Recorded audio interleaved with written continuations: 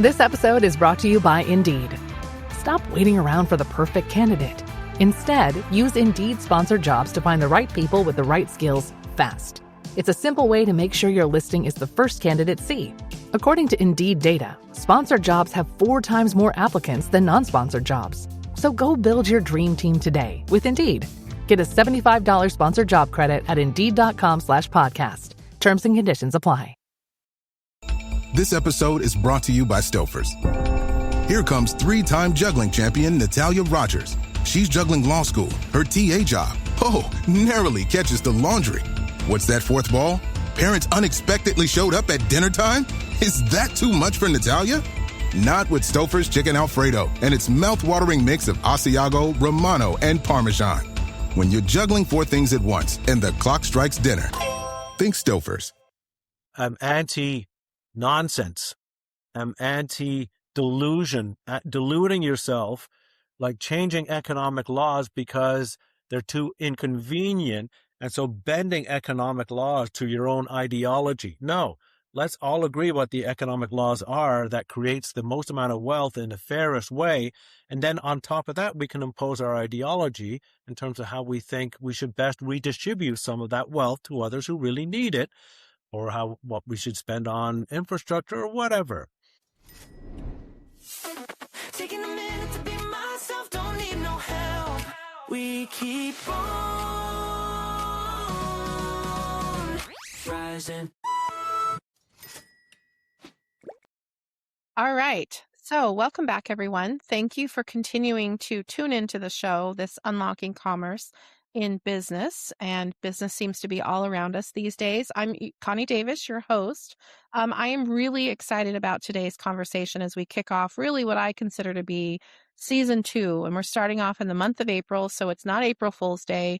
I'm super excited about having my guest, Paul Musson, on the show today. Paul is someone that connected with me in this podcast community as we all start talking about finding really meaningful guests for our show. And Paul is an award-winning investor and an author now of this book that I have now completely embraced as the Bible of economics for me as I lean into the future of our money systems, which you guys hear me talk about all the time here as we talk about commerce and what commerce actually means. And I feel like we have one of the major thought leaders on the show today. So Paul, welcome. Thank you for being here with me. Well, thank you, Connie. I'm really excited about this conversation. Yeah, me too. Me too. And I have been reading your book, Capital Offence. It took me a little while to get it. And when it showed up, I was like, oh my gosh, I'm so excited to dig in. So I've been geeking out on economics, all things economics, because I love the word commerce. I love the meaning of the word commerce and the value of humans that get to participate in healthy commerce systems. And so what I've been talking about on this show, if you haven't caught those episodes, guys, out there, is places where commerce gets locked up, where the flow of commerce doesn't happen the way that we intended it to when money was really introduced into the marketplace. And the history of money teaches us some of that. And Paul, you are a professor, I want to say, in all things economics and investing capital. Will you share a little bit of your background with the audience so that they know the perspective of where you're coming from, and talk to us a little bit about the project that this book became for you? Yeah, sure. Yeah. Thank you. Thank you for reading it. And it took you a while to get the book because my publisher is in the UK and they were using a distributor in America. They were using Chicago University Press. Wasn't working out for some reason. They've changed to Simon & Schuster, I think it is. And since then, distribution is good. So if you order it, it'll come quickly now. But I apologize for the delay it took to get to you.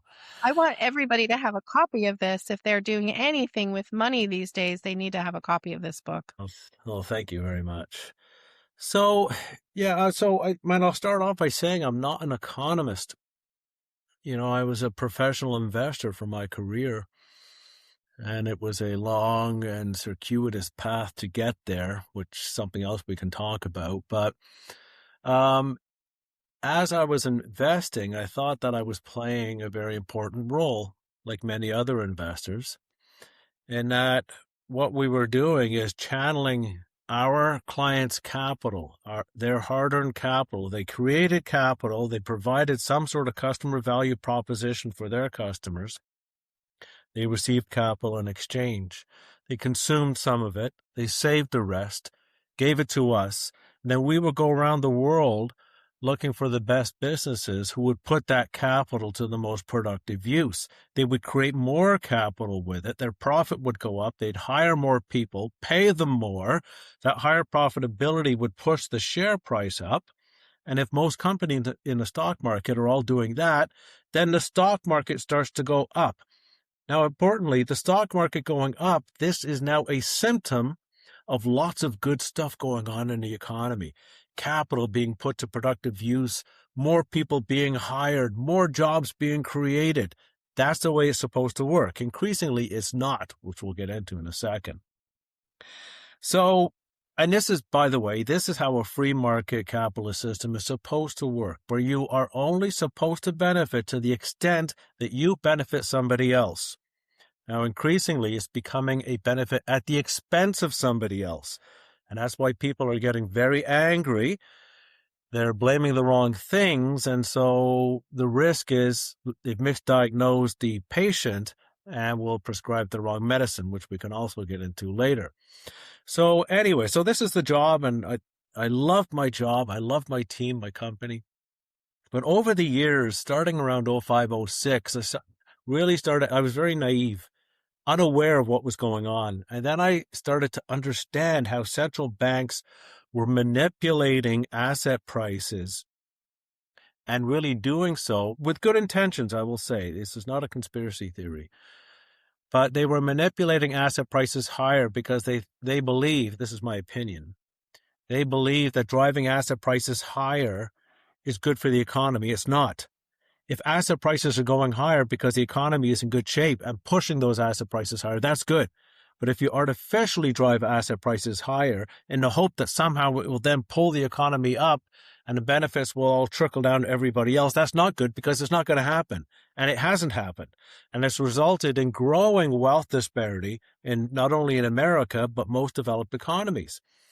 And so as I was seeing this, and we can go into details with the specific mechanisms that they use, I started getting very angry. And particularly in the wake of the great financial crisis in 08, 09. And so I started studying economics at that time, so about 18 years ago, and just to understand what the hell is going on here. Why are they doing this? It doesn't make any sense to me. And so since then, that's all I've done. It's an 18-year journey of studying economics, going back hundreds of years, different schools of thought, to really go back to sort of first principles, fundamentals, build an infrastructure of knowledge and understanding and common sense, by the way, and to try and figure this out. And so then over the years, I was talking to my clients. My clients would have been financial advisors, stockbrokers, financial planners. And I would explain to them what was going on. And I would explain it in very easy to understand terms, just like I've written my book, because I want to empower people with truth, knowledge, understanding, help them with their business. And communication started to become my great passion, my quarterly reports and stuff like that. And then over the years, a number of my clients said, Paul, you should really write a book about this, because you're the only one who really talks about it in this way that we know of. And I had no intention of writing a book, but the more people said it, I thought, well, maybe I should.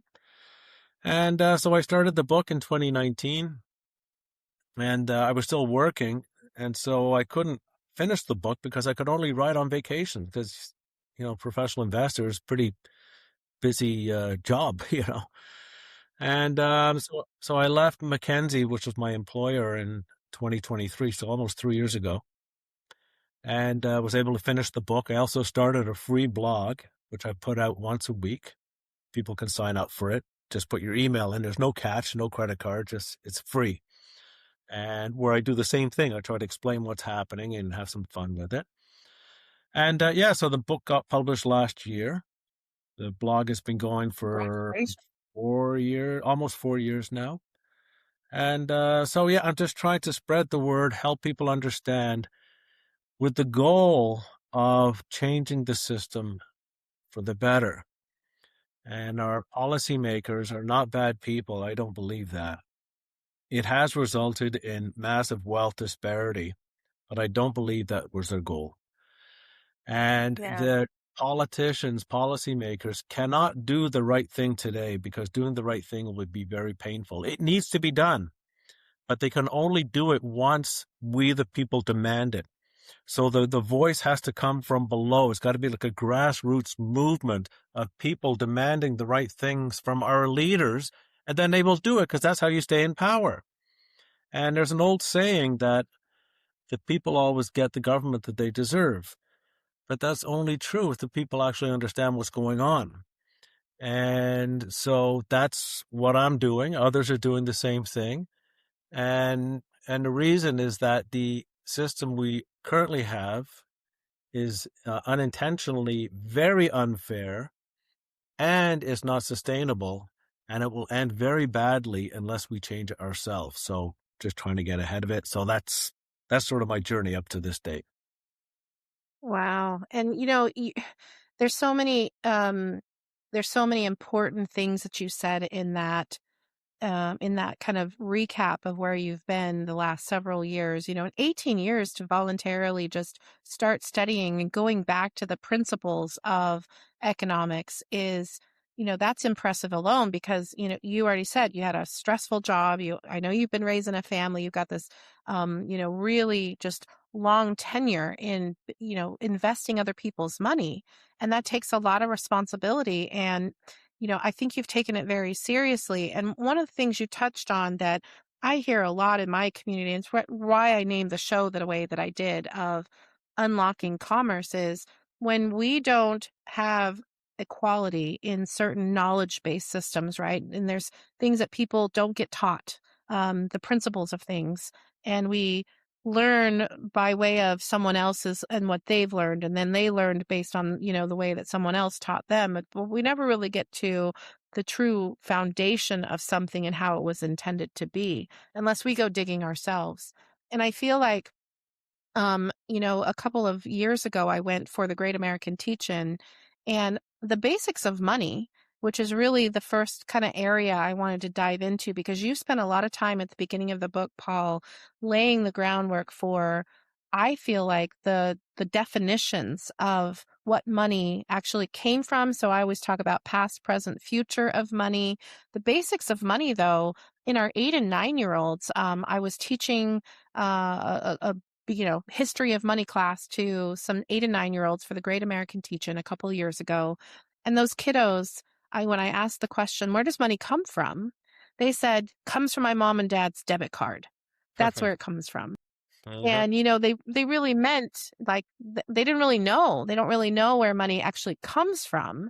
They just know how to spend it. And that's the consumption-based economy that we've created for consumers. Even the words that we use in the marketing and the banking and all of the systems that oversee our money system and govern that, the basics of money. So I wanted to dive into that and give you a chance to talk to the audience today a little bit about the restoration of the fundamentals of economics that you really spoke to, and this money systems that are in the, they have underlying principles to the why and why things and how we drifted away from them. And that's kind of what I wanted to spend some time in today's episode. So let's talk about a concept you talked about in the book that I really enjoyed. I wish I had heard about it in my high school economics class, but I did not. That was in the 90s. And this broken window fallacy. Let's spend some time there. I think that's really important for up and coming youth to understand how the contributions of what they're learning to do in school for skills and how that affects their choice to use money, and what I use the word ripple effect all the time, of other people's ripple effects in their community. And can you share that broken window fallacy with us? Sure. So, yeah, and before I do, Connie, I'm not sure how I'm coming through, but you're coming through quite choppy. Yeah, sometimes it's the recording, so we will edit that out. But Okay. this is recording up to your local and then into the cloud. So give it a little bit of, if you need me to repeat something, I can. Okay, great. Yeah, so thank you. So the broken window fallacy, this was put forth by Frederick Bastiat, a French economist in sort of the mid-1800s. And so the broken window fallacy really is about, and so this is how long this fallacy has been around, and it's still around, is that, and the reason it exists, let me back up a second. Economy, you mentioned consumption. So many economists and politicians think that consumption is the fount of all economic prosperity, that you can consume your way to riches. Of course you cannot. But because your consumption, when you go and you buy, let's say, a fridge for $500, you've just provided the fridge seller with an income of $500. So your $500 was transferred to them. So you consumed by buying a fridge. That was somebody else's income. And so they think we got to get more people to consume so more people have an income. But you cannot consume unless you first have produced something. So it's production, saving, investment, and production, or working, that gives you the wherewithal to then go and consume. So consumption is not the fount of economic prosperity. It is the result of economic prosperity, is the result of saving and investment, producing capital, and then exchanging that capital with each other. So for instance, let's say you make a bike, you just created capital. I make a suit, I've just created capital. And then we exchange that capital with each other. I've got your bike, you've got my suit, and importantly, nobody else suffered as a result of this transaction. Nobody else is worse off. No one was coerced to do anything. Now, if we just exchange that capital with each other, that's called direct exchange or barter. But you can't have a large economy with barter. It just doesn't work. You know, how many kitchen chairs does it cost to take a flight to Florida? And it gets ridiculous, right? So we use the medium of exchange called money. So money is simply used to exchange all the capital that's being produced in the economy. So you would sell your bike, let's say for $1,000, nice bike. You've got your money. Your bike is effectively stored up in that money temporarily, and then you use your money to buy my suit. So it's indirect exchange. So just a little background there. Now, broken window fallacy.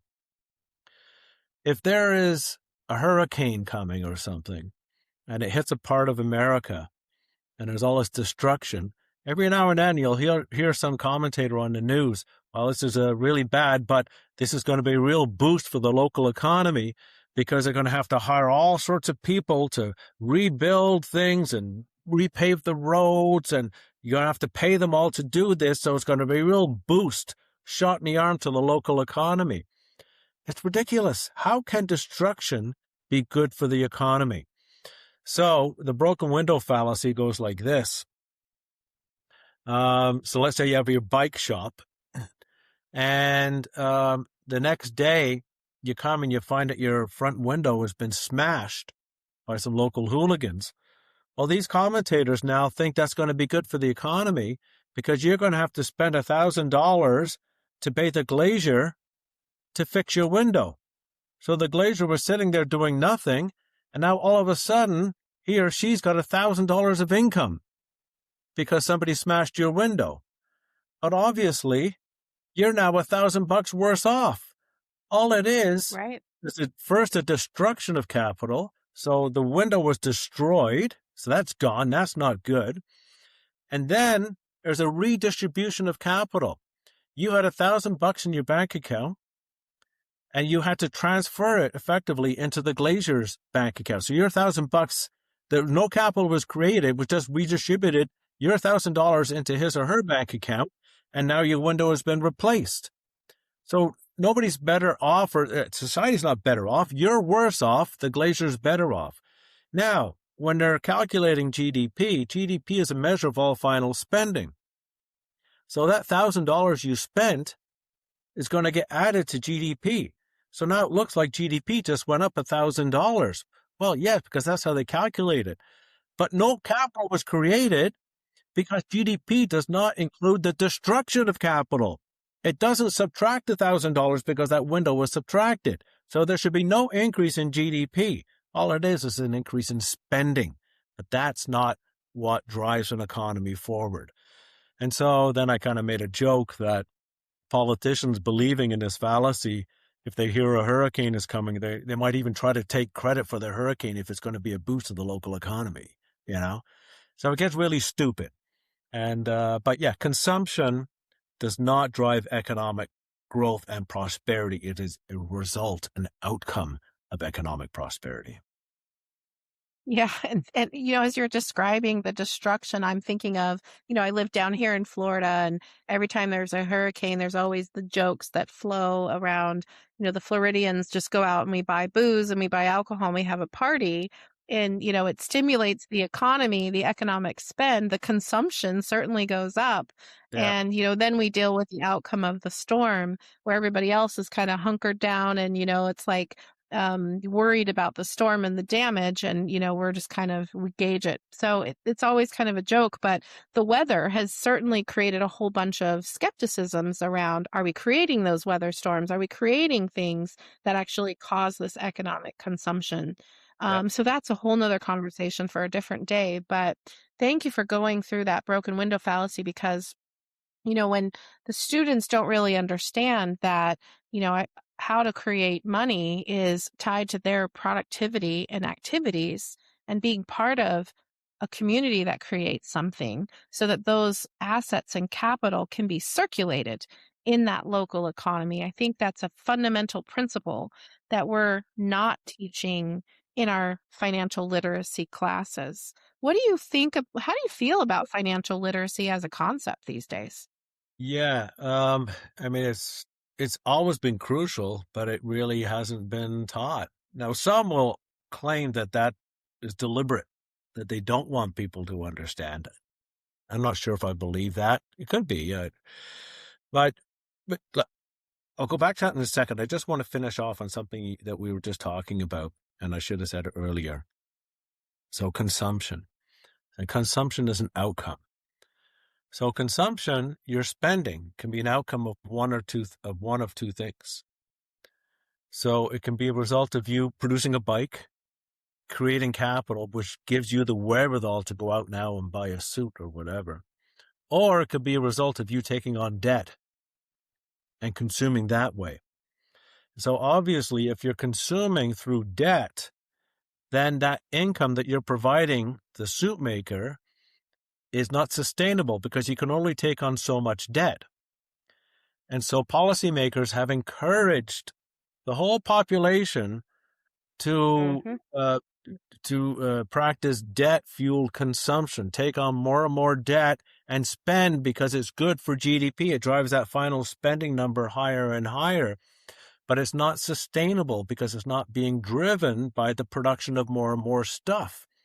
That's the fount of all economic prosperity. So that's the reason why we have so much debt. Like household debt to GDP in Canada is over 100% now. We're one of the highest in the world. And the economy is starting to falter. GDP per capita has been declining. I mean, it's a terrible situation. But the trouble is, you can get away with it for a long time and things look like they're okay until they're not. It's like, and you could be warning people about this, deficits aren't good, debt's not good.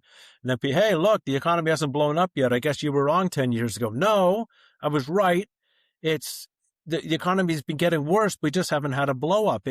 I liken it to someone who's got a bad diet. They drink too much. They smoke too much, eat too much. They don't exercise. And you say, look, you better start taking better care of yourself. This is you're not on a good path here. 10 years later, they still haven't had a heart attack. So now they call you an idiot for being worried about the diet and lifestyle 10 years prior. But eventually it happens. And you're also not as efficient. You're not as energetic as you would be otherwise. If you hadn't had this poor lifestyle, you'd be doing more things, but you can't see all the things that you would have been doing if you had felt better about yourself, right? So you can't, it's an unproven counterfactual. Anyway, so In terms of financial literacy, a couple of other people have asked me about this recently.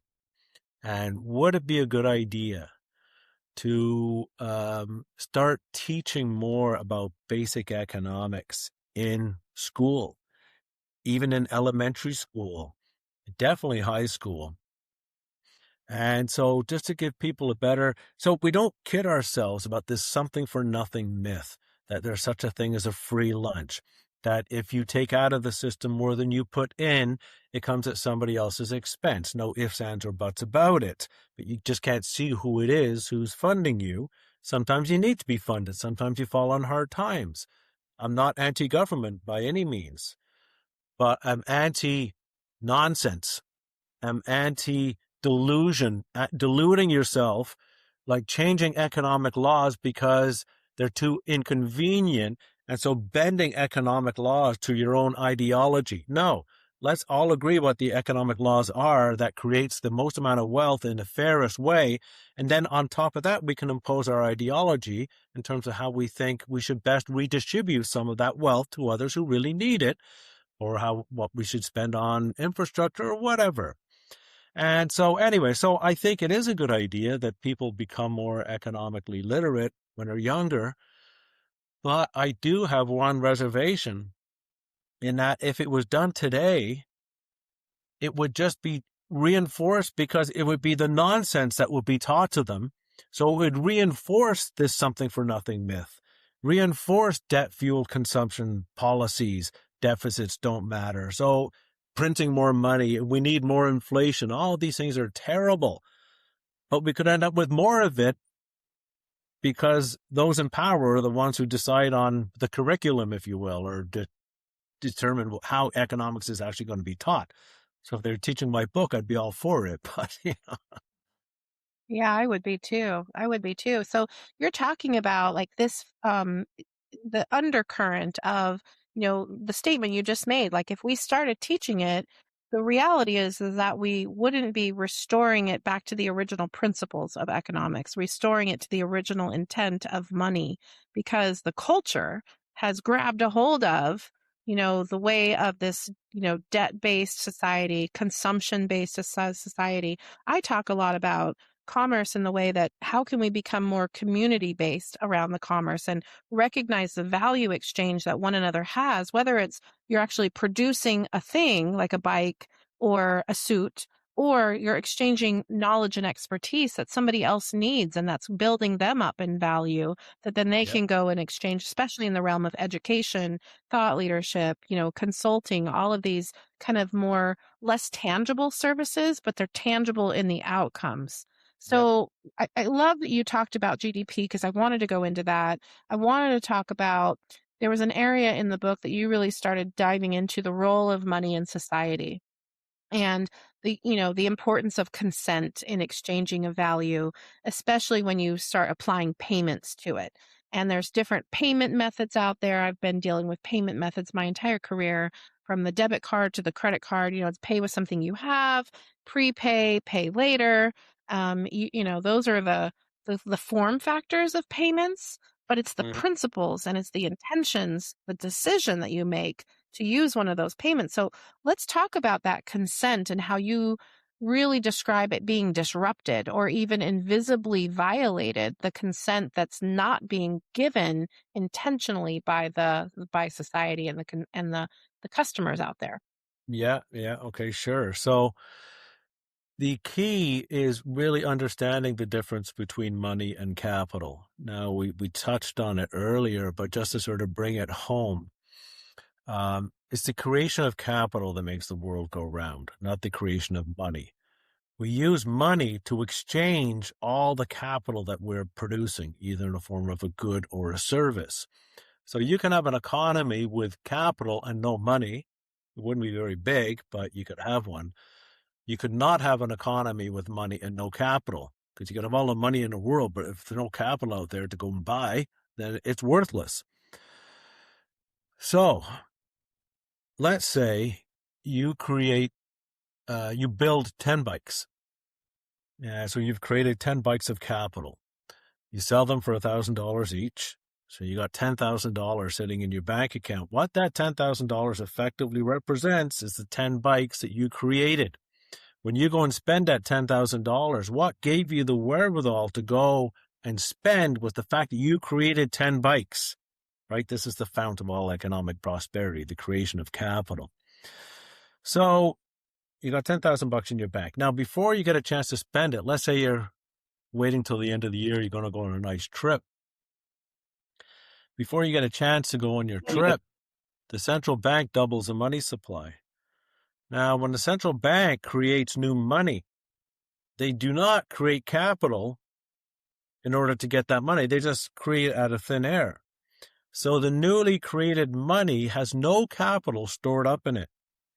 But as soon as it comes into the economy, it obtains capital from the rest of the money already in existence. So as soon as it comes into the economy, it takes 5 of your 10 bikes from your $10,000 and puts it into the new money. So your bank statement still says that you've got 10,000 bucks in your bank account, so you're feeling pretty good, but it only stores 5 bikes of capital instead of 10. So now your $10,000 will only buy half as much as it would have done before the central bank doubled the money supply. And of course, this is in the form of inflation. That trip you were going to go on has now doubled in price. It's going to cost $20,000 instead of 10. And so now you can't afford it. And so that's how your capital is extracted from your money savings, extracted from your wages and your purchasing power, and given to somebody else. And that's why my book is called Capital Offence, Why Some Benefit at Your Expense, because they take your capital from your money without your permission. We do not vote for that. We vote for how much we think is fair to be taxed. I'm sure we all agree we're taxed too much, but we can vote for that. Or how much debt the government is taking on, how much they're borrowing to spend. But we don't get to vote or say how much of our capital they can take from our money by printing money. And this is an unelected, by the way, part of the government that does this. So it's just completely wrong. It is completely wrong. And, for the audience that's listening, if you're trying to figure out, like, where is this showing up in my life? Every time you question, wasn't that box of cereal bigger? Wasn't that, size? I mean, you look at the candy bars and you look at the prices that go up and they just kind of appear. They just kind of show up. And it's like, wait a second, I'm getting less in the volume of box of chips or, whatever you're buying at the grocery store. It's not getting any, bigger in the produced foods. The only thing that stays the same are the vegetables and the fruits, right? Because those grow. Those are produced and, but prices of them go up. But that's a great analogy that I always use when I try to figure out what do they mean by my purchasing power is being lost? And the purchasing power is in the produced goods. And that's kind of the way that I taught my kids and my community is that's what that means to me is go out and look around and see what you're actually trying to buy.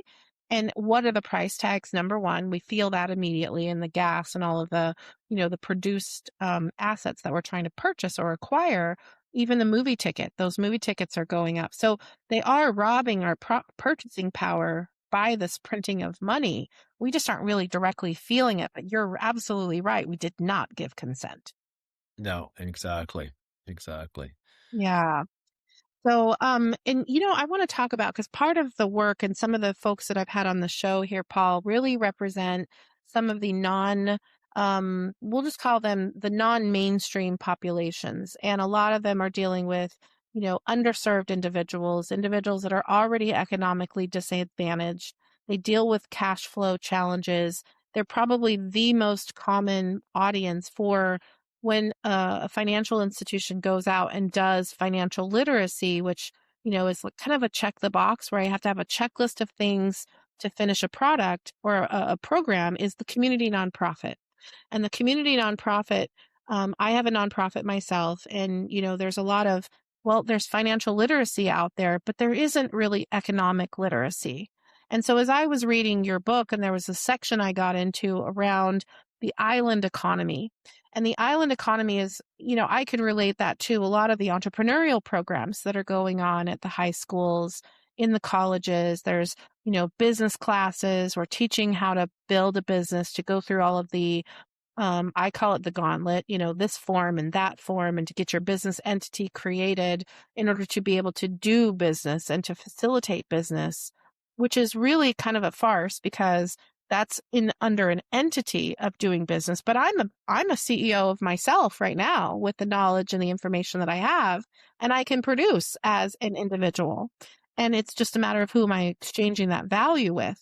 But I loved your analogy of the island economy in the book because it reminded me of, just immersing yourself in a concept of I am stuck on an island, and who are the stakeholders that I'm going to trade my skills or my whatever I'm producing on that island to sustain myself.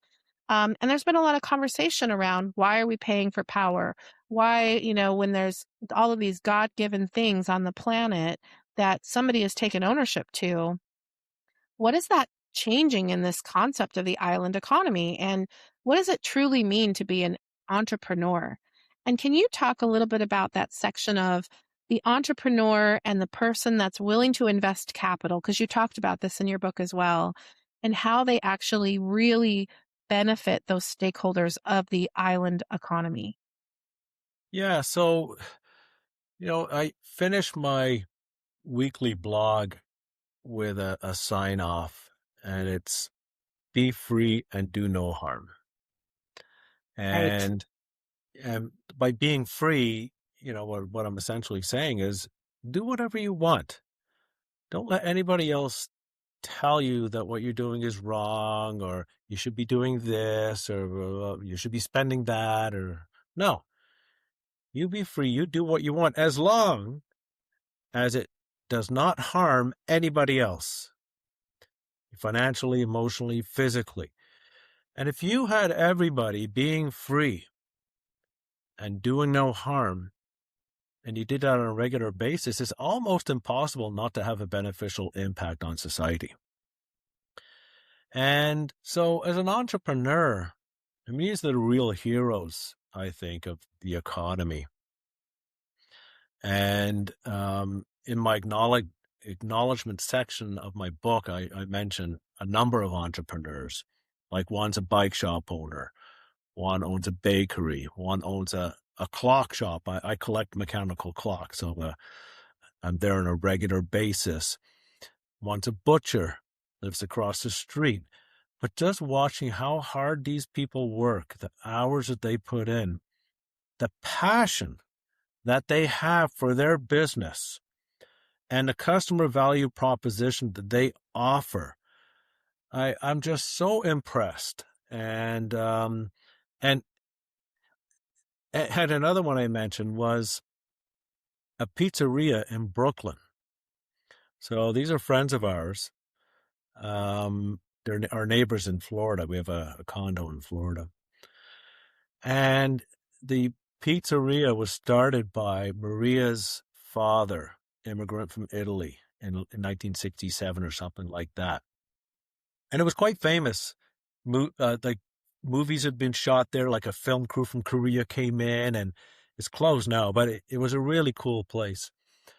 And she was just talking about what it was like and growing up in a family that owned a pizzeria. And her dad worked his butt off for decades.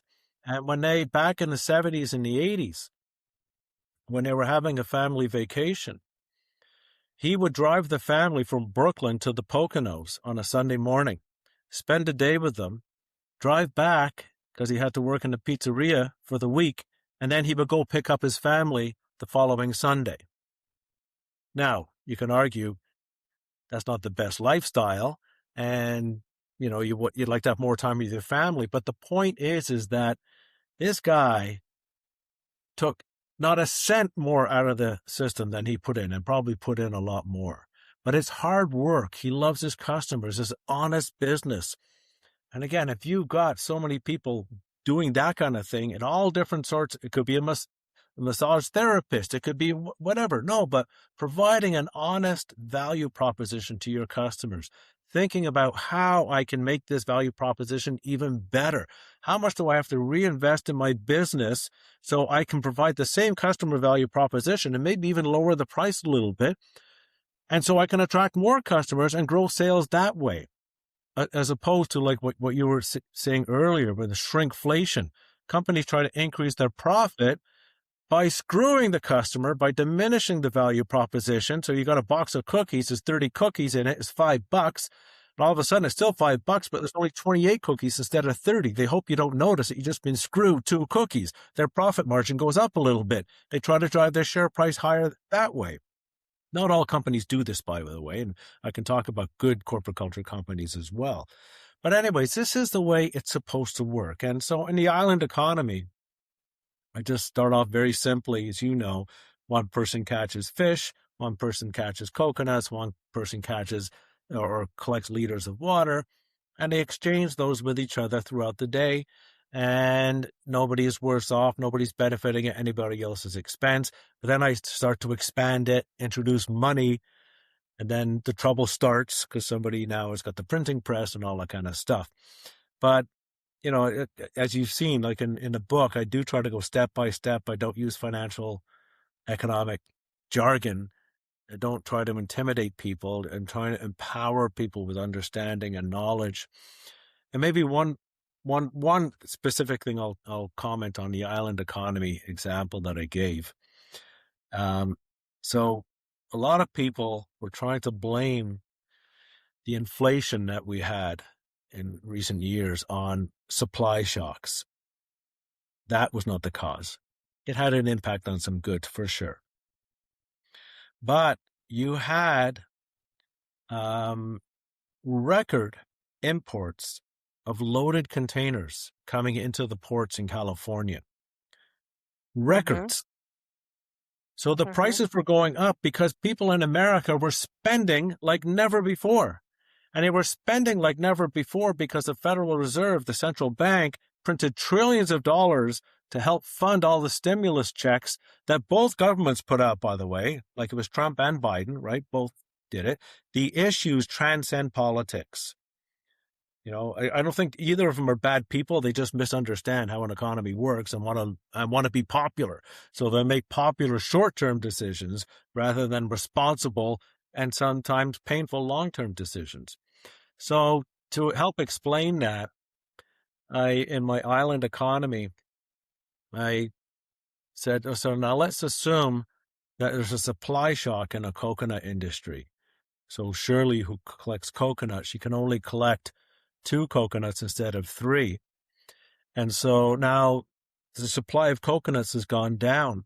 So it used to be 1 coconut for 1 fish or 1 coconut for 1 liter of water. But now 1 coconut's going to cost 2 fish and 1 coconut's going to cost 2 liters of water. So now people will say, oh, look, there was a supply shock in coconuts. Now the price of coconuts has gone up. It costs 2 fish instead of 1. It costs 2 liters of water instead of 1. See, it's a supply shock. Well, no, because the price of fish and fish and water has just gone down in terms of coconuts. It used to cost 1 coconut. Now it only costs half a coconut to buy a liter of water or half a coconut to buy 1 fish. Inflation, the definition of inflation is a general and consistent rise in the prices of all things. And that cannot happen when we are just exchanging capital with each other. If one capital becomes more expensive, then that means the capital you're exchanging it for has just gotten cheaper. You can only have a consistent rise or general rise in all prices once one of 2 things happens. First, you have to introduce money into the economy. And second, the amount of money in the economy needs to consistently increase. Or you could have a situation where the amount of stuff being produced consistently decreases. But that never happens. What we've had for decades is the money supply growing faster than the amount of stuff being produced. So you have more and more money per item of capital, and so the prices of that capital necessarily goes up. We should be experiencing what's called good deflation. So in America, in the last 30 years of the 1800s, you had money growth that was only 4% or so. Believe it or not, that's a slow growth for money supply. And the amount of stuff being produced was exploding higher, growing much faster than 4%. So you had 30 years of slowly falling prices for consumer goods, for capital. So even if you were on a flat wage, even if your wages were not going up, every year you were becoming wealthier in real terms because your flat wage could buy more and more stuff. That's the way it's supposed to work. The consumer is supposed to be the ultimate beneficiary of all this, but they're not, because central banks increase the money supply along with commercial banks faster than the amount of stuff that can be produced in the economy. Mm. And we wonder why some of these principles have become so diluted, you know? It's like when the game is changing or when there's a specific kind of undercurrent that's going on, and you've got a population that hasn't really been taught the principles of and the fundamentals of money and economics, but are taught other types of patterns like budget, save, borrow, you know, and there's a specific kind of sequence to what they're taught on in addition to consumption and consuming based on debt, right? And I remember that was in part of my young days was, you know, here's a credit card and they issue and they start you in at students, you know, in your school. Huh? And then it's, oh, here's another, you know, here's another opportunity to finance something for your, you know, other life milestones. So we have to be responsible with debt and use it in responsible ways. And but yet the individuals that are kind of in living outside in these you know, real dire disadvantaged areas, they have needs, and that's what they kind of grab to, is whatever I can grab to fill that need. There's some decisions and choices that people have made. So what I love about the island economy, though, is that you can kind of immerse yourself in this, you know, fictitious place in a sense, and really look at the players that are having an impact on that economy, as if you were to just kind of step away from the real world for a minute and really try to imagine what you're trying to teach in your book. And that's really what I thought you did really well. And I feel like that's a lesson that can go into the schools, and really, instead of the typical financial literacy, let's really talk about economic empowerment and economic literacy, because I think that those are the principles that are missing at a young age, when they're still hearing by, you want to be this influencer, you want to be a YouTube creator, you know, so some of the different jobs that are creating is to get them really thinking about, what am I producing that's valuable for exchange with another person in the local economy in which my community that I live and work in.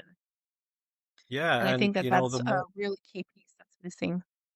yeah, and you know the more people that are able to create capital, the more people that are able to contribute to the economy, the better off we all are. And I think we Yeah, probably talked a little bit about it before. You know that there should be equal opportunity, but there isn't, and that's something that a right. lot of people are working on tirelessly, and we need to do more. Um, and you know, people will push back. Well, look at that guy. He came from a poor family and he became a millionaire. Yeah, but that's the exception, right? Some people are just born exceptional. If I was born poor, I would have a really hard time climbing out of that because I'm not exceptional, right? So pointing to one person who's able to do it, you know, that doesn't hold muster in my opinion. So Right. making the work, so outcomes should not be fair, but opportunities should be. The opportunity to create an outcome for yourself should be equal.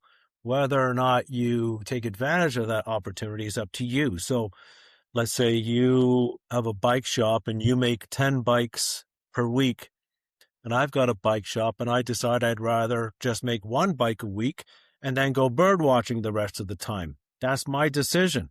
Well, guess what? Your wealth is going to be 10 times mine, and that is completely fair and deserved. And I've got no right to complain about it, right? But the unfairness, as I said, is in the opportunity side. So, but just imagine if we have that many more people, you know, understanding economics, understanding what capital is, providing customer value propositions or great value propositions for their employers and being rewarded. And and essentially being rewarded with capital. And when I go get cash out of the bank machine, the way I like to think about it is what's coming out of that machine is not money. It's the investment services that I provided to my clients over all those years. And then when I spend my money, that's what I'm transferring effectively some of the investment services that I provided that's my capital. It just happens to be in the form of money. But if you can get people thinking in terms of capital rather than money, then they'll much better understand that you just cannot print your way to nirvana. You hear this all the time still. Can't we just increase the money supply and we'll all be better off? No, you'll be way worse off because it's a hidden theft. It's a hidden tax on the rest of people who've already earned their money. And this has been such a great layer of just a basic layer as I kind of build up what this podcast is really all supposed to be about, is just to get us starting to think about things differently, starting to think about where do we get emotionally locked up and blocked with emotions around how we exchange our value when we can't. And when money prevents us from doing that, right? It's either I'm trying to build a business and I have no access to capital because I don't know how to open the door. I don't know how to, really go about running the gauntlet that today's, investment activities require and all of the things that it takes to build a business entity. And yes, the opportunity is there for everyone, but the access isn't, Paul. And you just talked about that. And that they're not getting informed and educated in a way, so they get trapped in a system that keeps them down, even though they have the same opportunity and strength as a young baby. And I use this analogy all the time, is that as young children, as babies, nobody looks at all of the line of babies that are coming out of the hospitals and saying, you're going to stay poor and you're going to become rich. You're going to become this investor and you're going to become the janitor. Those are things that environmentally and culturally and characteristically happen to us. Yes. And I think that's where, I'm really on this journey with this podcast to say, we have to go back to the basics to figure out why are individuals getting stuck? Why are communities growing and why are some not? And is it economics? And what other things is it that's causing those disadvantages or inequities, to happen? And, it's really an interesting place to take someone up and out of their day-to-day and their normal scene. And that's why I really appreciated your book.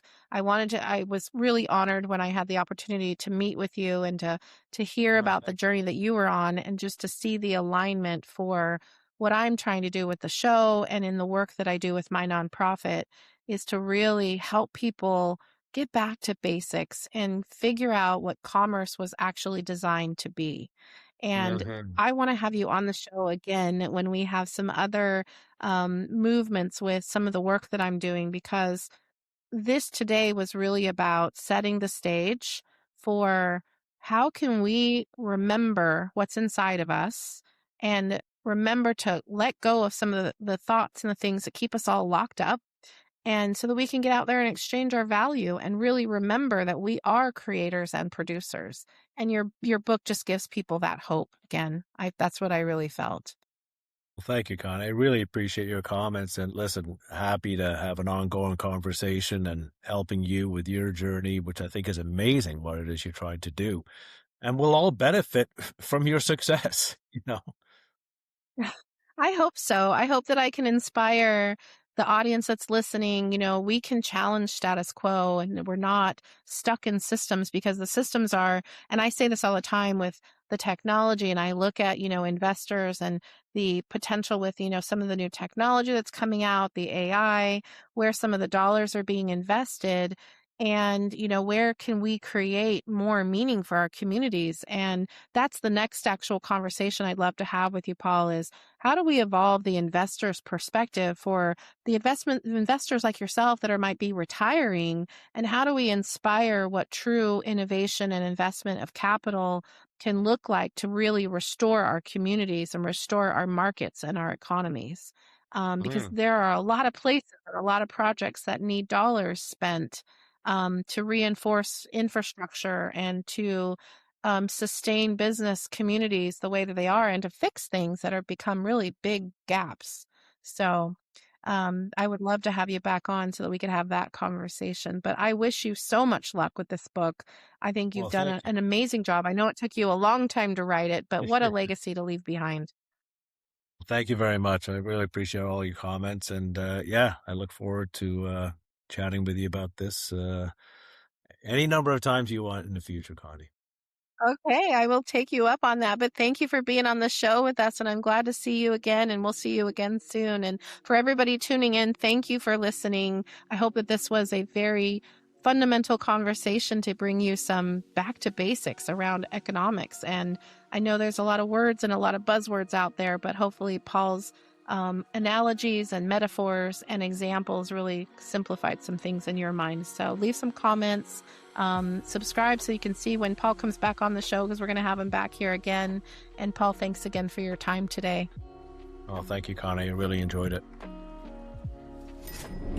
Thank you for listening to Unlocking Commerce and Business. If this conversation resonated, here's what you can do.